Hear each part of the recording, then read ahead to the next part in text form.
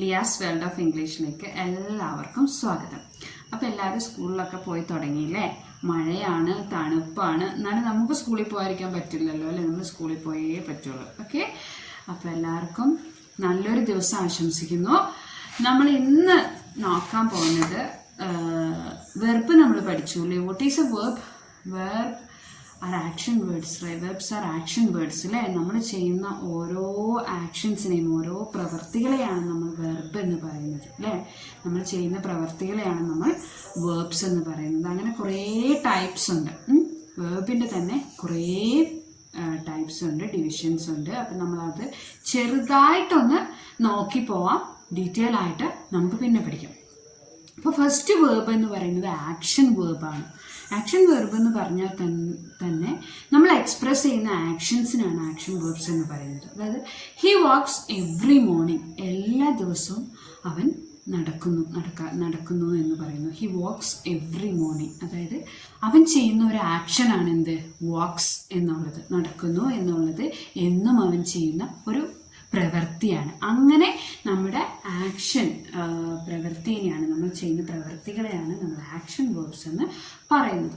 പിന്നെയാണ് linking verb. Linking verb എന്ന് പറഞ്ഞാൽ connect the subject to more information. നമ്മുടെ സബ്ജക്റ്റ് നമ്മൾ പഠിച്ചു, സെൻറ്റൻസ് പഠിക്കും, നമ്മൾ പഠിച്ചു എന്താ സബ്ജക്റ്റ് എന്ന്.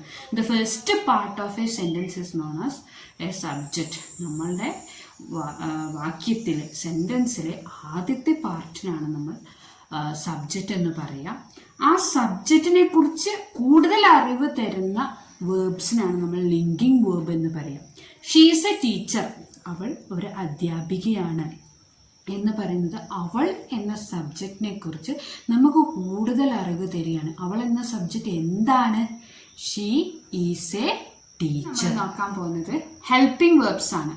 what do you mean by helping verbs? helping verbs എന്നുള്ള വേർഡ്സ് തന്നെയുണ്ട്, സഹായിക്കുന്ന വെർബുകൾ അല്ലേ? അപ്പം എങ്ങനെയാണ് സഹായിക്കാൻ പറ്റുക? She is going to the store, അവളൊരു സ്റ്റോറിൽ പോകുന്നു എന്ന് പറയുന്നു. അപ്പം അവിടെ നടക്കുന്ന മെയിൻ പ്രവൃത്തി എന്താണ്? ഗോയിങ് എന്ന ആക്ഷനാണ്. പോകുന്നു, പോയിക്കൊണ്ടിരിക്കുന്നു അല്ലെങ്കിൽ പോകുന്നു. She is going to the store എന്നാണ്. അപ്പം ആ ഗോയിങ് എന്ന മെയിൻ വെർബിനെ ഹെൽപ്പ് ചെയ്യാൻ നമ്മൾ ഉപയോഗിക്കുന്ന വെർബാണ് ഈസ് എന്ന ബി ഫോം. ബീൻ്റെ ഒരു ഫോമാണ് ഈസ് എന്ന്. അപ്പം ഈസിനെ അവിടെ നമ്മൾ എന്താക്കുന്നു? എന്ത് വെർബാണ് ഈസ്? ഹെൽപ്പിംഗ് വെർബാണ്. അങ്ങനെ നമുക്ക് ഒത്തിരി ഹെൽപ്പിംഗ് വേർബ്സ് ഉണ്ട്. അപ്പോൾ she is going to the store എന്ന ഗോയിങ് എന്ന മെയിൻ ആക്ഷനെ ഹെൽപ്പ് ചെയ്യുന്ന വെർബാണ്. മെയിൻ വെർബാണ് ഗോയിങ്. മെയിൻ പ്രവൃത്തി, മെയിനായിട്ടുള്ള പ്രവൃത്തി അവിടെ എന്താണ് നടക്കുന്നത്? ഗോയിങ് എന്ന പ്രവൃത്തിയാണ് നടക്കുന്നത്.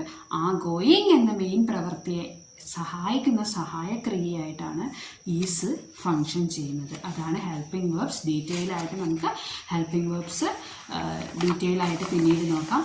ഇനി നമുക്ക് പഠിക്കാനുള്ളത് മോഡൽ വേർബ്സ് ആണ്. എന്താണ് മോഡൽ വേർബ്സ്? നിങ്ങൾ പഠിച്ചിട്ടുണ്ടാകും. നമ്മളുടെ എബിലിറ്റി, നമ്മുടെ കഴിവുകൾ എക്സ്പ്രസ് ചെയ്യാൻ, പോസിബിലിറ്റി, സാധ്യതകളെക്കുറിച്ച് എക്സ്പ്രസ് ചെയ്യാൻ, ഒരു അനുവാദം ചോദിച്ച് നമ്മൾ എങ്ങനെയാണ് നമ്മുടെ ഇത് എക്സ്പ്രസ് ചെയ്യുന്നത്. അതേപോലെ അത്യാവശ്യം നമ്മുടെ ജീവിതത്തിലുള്ള കാര്യങ്ങൾ നമ്മൾ എക്സ്പ്രസ് ചെയ്യുന്നതിന് you must study for the exam. നിങ്ങൾ നിർബന്ധമായിട്ട്, വളരെ അത്യാവശ്യമായി, വളരെ നിർബന്ധമായിട്ട് നമ്മൾ ചെയ്യേണ്ട ഒരു കാര്യമാണ് നമ്മുടെ ജീവിതത്തിൽ എന്ത്?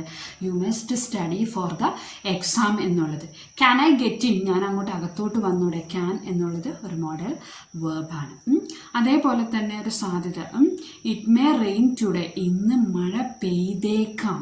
മേ എന്ന എന്താണ്? ഒരു മോഡൽ വെർബാണ്. ഇന്ന് മഴ പെയ്തേക്കാം, പെയ്യാനുള്ള സാധ്യതയുണ്ട്. നമുക്കറിയില്ല, നമ്മൾ ഒരിക്കലും ഒരു ഷുവർ അവസ്ഥയല്ല പറയുന്നത്. ചിലപ്പം അന്തരീക്ഷം നോക്കി നമ്മൾ ചിലപ്പോൾ ഇങ്ങനെ മൂടി നിൽക്കുന്നല്ലേ, അറ്റ്മോസ്ഫിയറൊക്കെ എന്താ പറയുക, മഴ പെയ്യാൻ പോകാൻ നമ്മൾ എങ്ങനെ, അന്തരീക്ഷമൊക്കെ ഭയങ്കര മൂടും, ക്ലൗഡ്സൊക്കെ ഇരുണ്ട് മൂടി വരുന്നതൊക്കെ കണ്ടിട്ട് നമ്മളിപ്പോൾ മഴ പെയ്യൂട്ടോ, ചിലപ്പോൾ ഇന്ന് മഴ ഉണ്ടാവൂട്ടോ എന്നൊക്കെ നമ്മൾ ഓരോ സാധ്യതകൾ പറയില്ലേ? അങ്ങനെ സാധ്യതകൾ പറയാൻ ഇറ്റ് മേ റെയിൻ ടുഡേ എന്ന് പറയാൻ, you must study for the exam എന്ന് പറയാൻ, മേ ഐ ഗെറ്റ് ഇൻ, ഒരു അനുവാദം ചോദിക്കാൻ. അതേപോലെ I can jump very high, എനിക്ക് എന്താ പറയുക, വലിയ ഹൈറ്റിൽ ചാടാൻ കഴിയും, എൻ്റെ ഒരു കഴിവിനെ പറയാൻ ഒക്കെ നമ്മൾ മോഡൽ വേർബ്സ് ഉപയോഗിക്കും. ഓക്കെ, ഇനി എന്താണ് transitive verbs? Transitive verbs it require A direct object. ഒരു ഒബ്ജക്റ്റ്, ഡിറക്റ്റ് ആയിട്ടുള്ള ഒരു ഒബ്ജക്റ്റ് ഉണ്ടെങ്കിൽ നമുക്കതിനെ ട്രാൻസിറ്റീവ് വേർബ് എന്ന് വിളിക്കാം. എന്താണ് ഒരു ഡിറക്റ്റ് ഒബ്ജക്റ്റ് എന്ന് പറഞ്ഞാൽ? She boat A new car, അല്ലെങ്കിൽ ഷീ ബോട്ട് എ കാർ, അവൾ ഒരു കാറ് വാങ്ങിച്ചു. അവൾ എന്താണ് വാങ്ങിച്ചത്? what did she buy? അവൾ എന്താ വാങ്ങിച്ചത്? ഷീ ബോട്ട് എ കാർ, അവൾ വാങ്ങിച്ചത് ഒരു കാറാണ് എന്ന് പറയാണ്. അപ്പോൾ നമ്മളൊരു ചോദ്യം ചോദിക്കുമ്പോൾ അതിനൊരു ഒബ്ജക്റ്റ് വരുന്നത്, അതായത് ഫസ്റ്റ് ഷീ എന്നത് ഒരു സബ്ജക്റ്റും നമ്മൾ ചോദ്യം ചോദിക്കുമ്പോൾ അതിന് സെക്കൻഡ് പാർട്ട് ഓഫ് ദ സെൻറ്റൻസിനെ നമ്മൾ പ്രെഡിക്കേറ്റ് ഓർ ഒബ്ജക്റ്റ് എന്ന് നമ്മൾ പറയും. തേർഡ് പാർട്ട് നമ്മൾ ഒബ്ജക്റ്റ് എന്നാണ് പറയുക. അപ്പോൾ ആ ഒരു ഒബ്ജക്റ്റ് എന്താണ് അവിടെ? കാർ എന്ന ഒബ്ജക്റ്റാണ്. വാട്ട് ഡിഡ് ഷീ ബൈ എന്ന് നമ്മളൊരു ക്വസ്റ്റ്യൻ ചോദിച്ചാൽ ഷീ ബോട്ട് എ കാർ എന്ന് നമുക്ക് ആൻസർ പറയാം. അങ്ങനെ ഡിറക്റ്റ് ഒബ്ജക്ട്സ് ഉള്ളതിനെ നമ്മൾ ട്രാൻസിറ്റീവ് വേർബ് എന്ന് വിളിക്കും. ഡിറക്റ്റ് ഒബ്ജക്ട്സ് ഇല്ലാത്ത സെന്റൻസിനെ, ആക്ഷനെ ഡിറക്റ്റ് ഒബ്ജക്റ്റ്, അതായത് ആ വെർബിന് ഒരു ഡിറക്റ്റ് ഒബ്ജക്റ്റ് പറയാൻ പറ്റുന്നില്ലെങ്കിൽ നമ്മൾ അതിനെ ഇൻട്രാൻസിറ്റീവ് വേർബ്സ് എന്ന് വിളിക്കും. ഷീ ഡ്രോവ് സ്ലോലി, അതായത് അവൾ വണ്ടി ഓടിച്ചത് വളരെ പതുക്കെയാണ്. ഡ്രൈവ് എന്ന വേർഡിന്റെ പാസ്റ്റ് ടെൻസ് ആണ് ഡ്രോവ് എന്നത്. ഡ്രൈവ് എന്ന് പറഞ്ഞാൽ എന്താ? ഓടിക്കുക, വണ്ടി ഓടിക്കുക. DRIVE, അതിന്റെ പാസ്റ്റ് ടെൻസ് ആണ് ഡ്രോവ്, DROVE കേട്ടോ.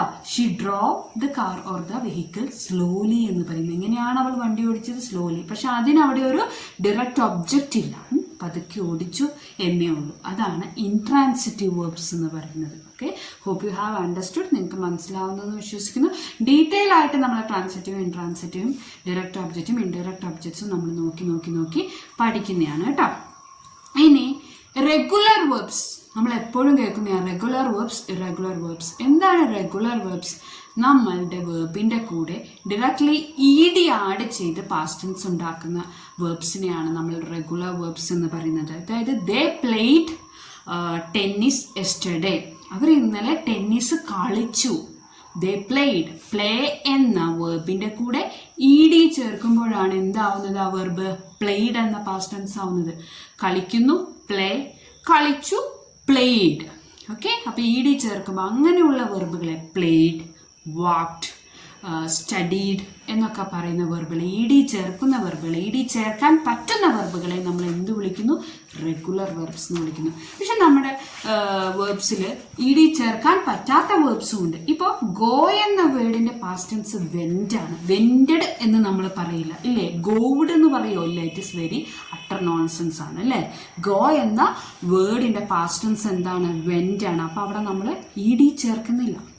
ഗോ എന്ന് പറഞ്ഞാൽ പോകുന്നു. പോയി എന്ന് പറയുന്നതിന്റെ ഐ വെന്റ് ടു ബത്തേരി എന്ന് പറയുമ്പോൾ എന്താണ് അതിന്റെ അർത്ഥം? ഞാൻ ബത്തേരിയിൽ പോയി എന്നാണ്. അപ്പൊ അത് ഇറ്റ്സ് ഓൾറെഡി കംപ്ലീറ്റഡ്, അതൊരു പാസ്റ്റ് ആണ്. I went to. അപ്പൊ ഗോ എന്ന് പറയുമ്പോൾ പോകുന്നു. She goes or I go കേട്ടോ. പോകുന്നു എന്നതിന്റെ പാസ്റ്റ് വെന്റ് ആണ്. അപ്പൊ നമ്മൾ ഗോഡ് എന്നല്ല അവിടെ ചേർക്കുന്നത്, വെന്റ് ആണ് ചേർക്കുന്നത്. അപ്പൊ ED ചേർക്കാത്ത വേർബ്സ് ആയതുകൊണ്ട് തന്നെ അതിന് നമ്മൾ എന്ത് വിളിക്കുന്നു? ഇറഗുലർ വേർബ്സ് എന്ന് വിളിക്കുന്നു. ഓക്കെ, ഇനി നമുക്ക് നോക്കാനുള്ള അടുത്ത ടൈപ്പ് എന്ന് പറയുന്നത് ഫ്രേസൽ വേർബ്സ് ആണ്. ഫ്രേസൽ വേർബ്സ് എപ്പോഴും നമുക്കൊരു കൺഫ്യൂഷൻ ഉണ്ടാക്കുന്നതാണ്. ഒരു കൺഫ്യൂഷനും വേണ്ട. നമ്മൾ വെർബിന്റെ കൂടെ അഡ്വേർബോ അല്ലെങ്കിൽ പ്രിപ്പോസിഷനോ കമ്പൈൻ ചെയ്തിട്ട് ഒരു വൺ വേർഡ് ഫോം ചെയ്തതൊരു ഫ്രേസൽ വേർബ് ആയിരിക്കും. എപ്പോഴും അതിന് ഒരു വേറൊരു ഡിഫറെന്റ് മീനിങ് ആയിരിക്കും. നമ്മൾ സാധാരണ സംസാര ഭാഷയിൽ വരുന്ന മീനിങ് ആയിരിക്കില്ല ഒരിക്കലും ഫ്രേസൽ വേർബ്സിന്റെ കൂടെ അഡ്വേർബോ പ്രിപ്പോസിഷനോ ഒക്കെ കൂടി ചേർന്നുകൊണ്ട് വേറൊരു വേർഡായി മാറുകയാണ്. ഹി ഗേവ് അപ്പ് സ്മോക്കിംഗ്, അയാൾ പുകവലി ഉപേക്ഷിച്ചു, വിട്ടുകളഞ്ഞു എന്നാണ് അതിന്റെ അർത്ഥം. ഗീവ് എന്ന വാക്കിന് സാധാരണമായിട്ട് നമ്മൾ കൊടുക്കുക എന്നാണ് അർത്ഥം. അപ്പൊ സാധാരണ നിലയിലുള്ള അർത്ഥമല്ല ഒരിക്കലും ഫ്രേസൽ വേർബ്സിൽ വരുന്നത്. ഈ ഗീവ് എന്ന വേർഡിന്റെ കൂടെ അപ്പ് എന്ന പ്രിപ്പോസിഷനും കൂടെ ചേരുമ്പോൾ the meaning of that word changes entirely different. ആ വേർഡ് കംപ്ലീറ്റ്ലി ചേഞ്ച് ആവുകയാണ്. ഗേവ് അപ്പ് എന്ന് പറഞ്ഞാൽ വിട്ടുകളഞ്ഞു, ഉപേക്ഷിച്ചു എന്ന മീനിങ് ആയി. ഹി ഗേവ് അപ്പ് സ്മോക്കിംഗ്, അദ്ദേഹം പുകവലി ഉപേക്ഷിച്ചു എന്നതിന്റെ അർത്ഥമായിട്ട് വരും. ഇതും നമ്മൾ ഡീറ്റെയിൽ ആയിട്ട് നോക്കുന്നതാണ്.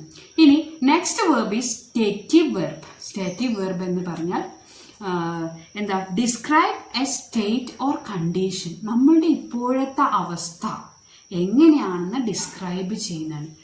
She believes in hard work, അവൾ കഠിനാധ്വാനത്തിൽ വിശ്വസിക്കുന്ന ഒരു വ്യക്തിയാണ് എന്നതാണ് അതിൻ്റെ അർത്ഥം. She believes in hard work. ഇപ്പോൾ ആ സ്റ്റേറ്റ് ഓഫ് എന്താ പറയുക, ആ കുട്ടിയുടെ ഒരു സ്റ്റേറ്റ്, ഒരു കണ്ടീഷൻ, അവസ്ഥ എന്താണ്, അവൾ വളരെയധികം അത് കഠിനാധ്വാനം ചെയ്യുന്ന ആളാണ്. അപ്പോൾ കഠിനാധ്വാനത്തിൽ വിശ്വസിക്കുന്ന ഒരാളാണ്. ആ ഒരു കണ്ടീഷൻ, ആ ഒരു അവസ്ഥ പറയുന്ന വേർബ്സിനാണ് നമ്മൾ എന്ത് പറയുന്നത്, സ്റ്റേറ്റീവ് വേർബ് എന്ന് പറയുന്നത്. അതാണ് ഷീ ബിലീവ്സ് വിശ്വസിക്കുന്നത് ഹാർഡ് വർക്കിലാണ് എന്ന് പറയുന്നത്. So hope you have understood. നമ്മൾ ടൈപ്സ് ഓഫ് വേർബ്സ് ആണ് നോക്കുന്നത്. വേർബ് എന്ന് പറഞ്ഞാൽ നമ്മൾ ചെയ്യുന്ന ഓരോ പ്രവൃത്തികളെയും എക്സ്പ്രസ് ചെയ്യാൻ, നമ്മൾ ചെയ്യുന്ന ഇരിക്കുന്നു, നിൽക്കുന്നു, എഴുതുന്നു, പിന്നെ കുക്ക് ചെയ്യുന്നു, ഇതൊക്കെ ഓരോ ജോലികളാണ്. നമ്മൾ ചെയ്യുന്ന ഓരോ പ്രവൃത്തികളാണ്, ഓരോ സബ്ജക്റ്റും ഓരോ വ്യക്തികളും ചെയ്യുന്ന ഓരോ കർമ്മങ്ങൾ ആണ് നമ്മൾ വെർബായിട്ട് എക്സ്പ്രസ് ചെയ്യുന്നത്. അതിൻ്റെ പല ടൈപ്പുകൾ നമ്മൾ നോക്കി അല്ലേ. അതായത് ലിങ്കിങ് വേർബ്സ് ഉണ്ട്, ആക്ഷൻ വേർബ്സ് ഉണ്ട്, അതേപോലെ regular and irregular, transitive and intransitive, phrasal, stative, model, അങ്ങനെ ഇത്രയും ടൈപ്സ് ഉണ്ട്. ഇതിൻ്റെയൊക്കെ ഡീറ്റെയിൽഡ് വീഡിയോ നമ്മൾ ചെയ്യുന്നതായിരിക്കും. Just go through this. Okay, ഇത് ചുമ്മാ ഒന്ന് കയറി ജസ്റ്റ് ഗോ ത്രൂ ചെയ്യുക, എന്നിട്ട് മനസ്സിലാവുന്നുണ്ടോ എന്ന് നോക്കുക. Okay, thank you for watching.